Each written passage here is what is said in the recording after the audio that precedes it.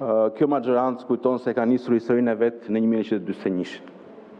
Aty e ka nisur.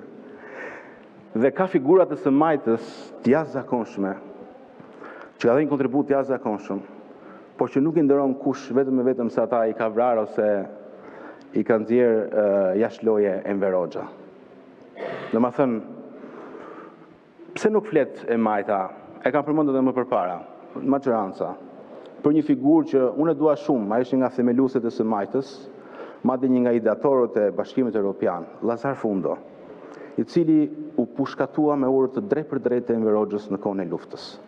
Imagjinoni, ai është një nga themeluesit e Bashkimit Evropian në gjithë projektin politik që u bë në burgun e Ventotërnes. Po pikërisht për faktin se u vra nga Enver Hoxha, e majta ose maxhoranca në Shqipëri sigurisht nuk mund të merret me një figurë të tillë, po do merret vetëm ato kuadër që ka lënë e majta e trashëguar nga çala Enver Hoxha e përtej. E majta është më shumë se kaq. Dhe ka shumë figura të së majtës që ne duhet t'i nderojmë, pavarësisht se çfarë raporti ka pas Enver Hoxha me ta.